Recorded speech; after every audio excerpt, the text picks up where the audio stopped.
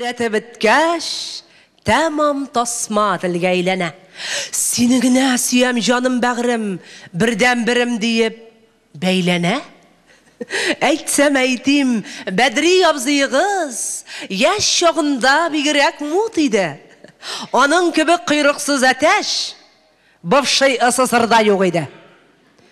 Шушы әтәч Бәдри яшьлегемдә гел онытты мине назларга. Әхирәтләр, һич тә ышанмагыз, чәчсез, тешсез калган тазларга.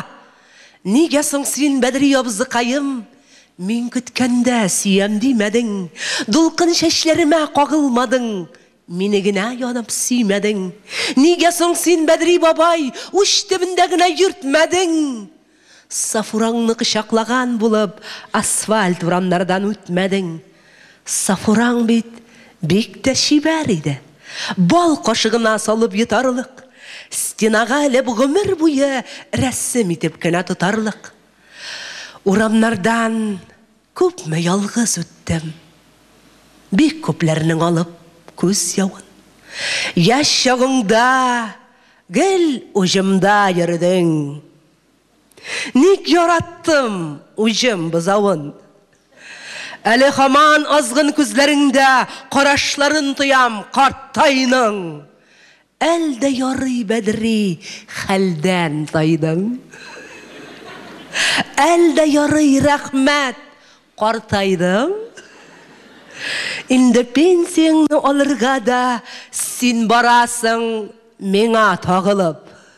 Җилиссә дә миңа тотынасың, кызлар карашыннан абынып. Бу көннәрне гомер буе көттем. Көнләүләрдән инде бушандым.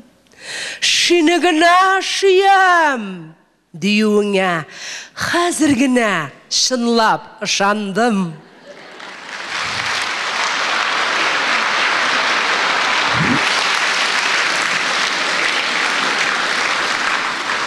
Алкышларыгызга караганда минем кебек сафуралар байтак бугай дуслар, әйбәт.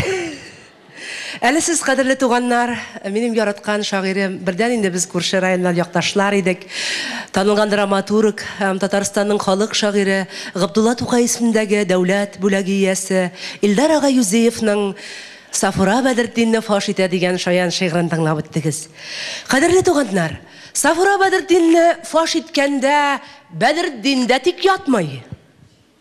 Бәкер санаториясына китеп, шуннан Сафурага хат юллый. Шушы хатны да сезгә укып үтимме? Тау кайчан күрешәбез әле, әйбәт. Шулай итеп, Бәдретдиннең Сафурага Бәкердән хаты. Синең белән озак яшәп бөкрәйгәч, бик ябыккач, син Сафура көрәйгәч, муен кызларга борылмый башлагач, караучы юк дип кырынмый башлагач, бу дөньяның рәхәтләре ышкынгач, кычаклагач, ай да, вай дип кычкыргач, ай вайлардан докторлар да туйдылар, санаторияга иттеләр дә куйдылар. Истәле, пычракка батып кайткач, битне юып яныңа менеп яткач куган идең. Минем янга ятма дип, пычракка батсаң өйгә кайтма дип. Бу юлы мин шәп пычракка юлыктым. Яраттым мин карчык Бәкер пычрагын. Кая барсаң кызлар каршы алалар. Кап-кара брезент биләүгә салалар. Бик теләсәң култыклап талалар. Тирләмәсәң дә маңгай тирен сөртәләр. Пычракларда уйга чумып ятасың. Ипләп кенә кызларга күз атасың. Массажистка аркаңны сөреп тора, санитарка бүлмәмдә биеп тора. Бәдретдинне монда бик зурайттылар. Гәүдәне дә шәм шикелле турайттылар. Кая тели, хәзер муен шунда борыла. Билем өчен карчык кытымышса да, ай-һай димәм, 100 кыз килеп кысса да. Әйткән идең, сиңа кем карасын? Сизеп йөрим, күп ханымнар карашын. Истәлі, яңға ятма дегенің, пышыраққа батсаң үйге қайтма дегенің.